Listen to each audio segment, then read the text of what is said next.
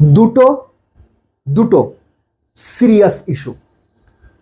Mohammedan sporting club press release দিয়ে প্রকারান্তরে BCB সভাপতি আমিনুল ইসলাম বুলবুলকে মিথ্যুক বলছে।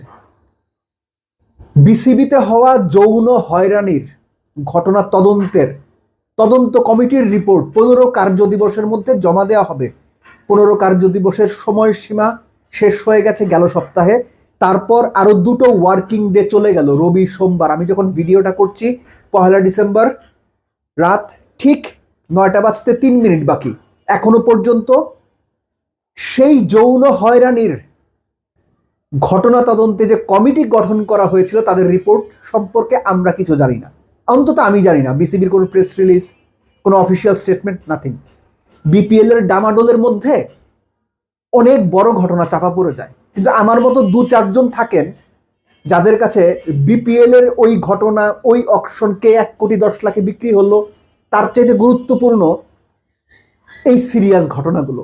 কেননা একটা দেশের ক্রিকেট কিভাবে চলবে বিপিএল এর অকশন না, আমি যে আলোচনাগুলো করব সেগুলো ডিফাইন করে দেয় একটা দেশের ক্রিকেট কিভাবে এগোবে, ক্রিকেট কিভাবে চলবে। ফার্স্ট, আমিনুল ইসলাম বুলবুল 2 দিন আগে সাংবাদিকদের বলেছেন যে ঢাকা প্রিমিয়ার ডিভিশন ক্রিকেট লিগে মোহামেডান ক্লাব পার্টিসিপেট করবে, উনি একটা গ্রিন সিগন্যাল পেয়েছেন। আপনারা জানেন যে ফার্স্ট ডিভিশন ক্রিকেট লিগ 2 দফা মানে ডেট দেওয়ার পরও মাঠে গড়ানো যায়নি। 3য় দফার ডেট দেওয়া হয়েছে, ক্লাবগুলো খেলতে চাচ্ছে না, 43টা বা 45টা ক্লাব এক্সাক্ট আমি জানিও না।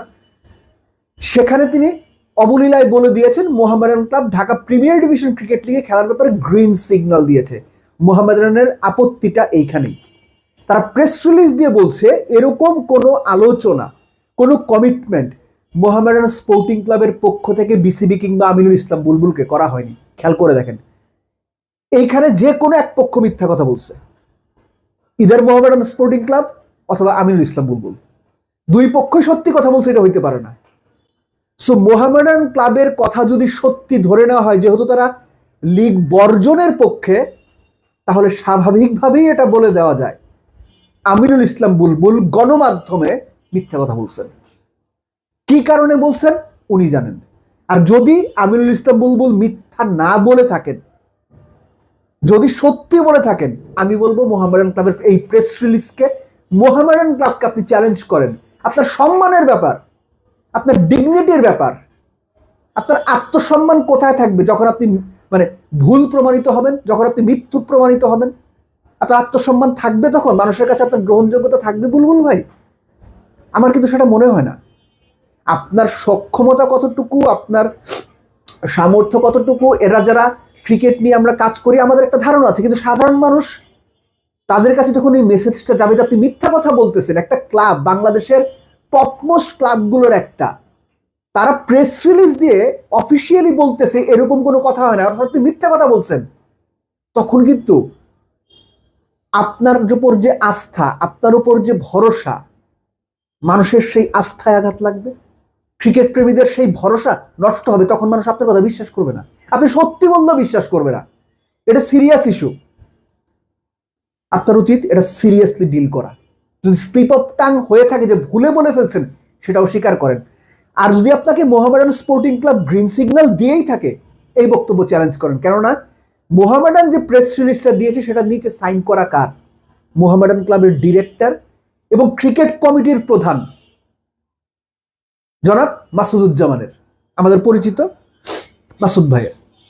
সো এই ইস্যুটা অনেক বড় ইস্যু। দ্বিতীয়, এই যে বাংলাদেশ ক্রিকেটের নারী কেলেঙ্কারি, হয়রানি, নির্যাতনের অভিযোগ, কত কিছু হয়ে গেল। 15 কার্যদিবসের মধ্যে তদন্ত কমিটি রিপোর্ট দেবে। 15 কার্যদিবস ডান হয়ে গেছে। রিপোর্ট পাইছেন আপনি? যেদিন রিপোর্ট আসার কথা তার 1-2 দিন আগে থেকে যে বিপিএল ফিক্সিং এ কারা অভিযুক্ত, বিজয়, সৈকত, XYZ, সানজামুল, শফিউল, আলাউদ্দিন বাবু, নেহাদুজ্জামান, মনির খান, নাম আসতে শুরু করলো। একটা বড় অংশ বেমালুম ভুলে গেল যে বিসিবিতে যৌন হয়রানি তদন্তে একটা কমিটি গঠন করা হয়েছিল। বেশিরভাগ গণমাধ্যম বেমালুম ভুলে গেল যে ওই তদন্ত কমিটির, আমি যদি ভুল না করে থাকি, তদন্ত রিপোর্ট জমা দেওয়ার 15 দিনের time frame, 15 working days time frame was over on last Thursday. গত বৃহস্পতিবারে সময়সীমা পার হয়ে গেছে। তারপর শুক্র, শনি, রবি, সোমবার দিন বললাম যে সোমবার আমি ভিডিও করছি বা আলোচনা করছি, কোনো বক্তব্য নাই। হ্যাঁ, অভিযোগ আছে, এর বিরুদ্ধে অভিযোগ, ওর বিরুদ্ধে অভিযোগ। তদন্ত রিপোর্টটা কি আসছে আমরা জানতে চাই। অভিযোগ হলেই তো আর কেউ দোষী প্রমাণিত হয়ে যায় না। আপনাদের রিপোর্ট মানে কি আসছে, আপনাদের যারা তদন্তকারী সেই তদন্তকারী ব্যক্তিরা কি জানিয়েছেন? দেশের মানুষের, গণমাধ্যমের, ক্রিকেট প্লেয়ারদের, নারী ক্রিকেটারদের, বাংলাদেশের সকল নারীর এটা জানার অধিকার আছে বিসিবি। আপনাদের জানাইতে হবে। এটা যত দেরি হবে জানাইতে, আপনাদের উপর মানুষের আস্থা তত কমবে, আপনার তত বেশি মানুষের গালি খাবেন। এবং একটা পর্যায়ে গিয়ে ওই যে মোহামেডান ক্লাবের প্রেস রিলিজের মতো আপনাদের অলমোস্ট সব কথাই তখন, সব কার্যকলাপ তখন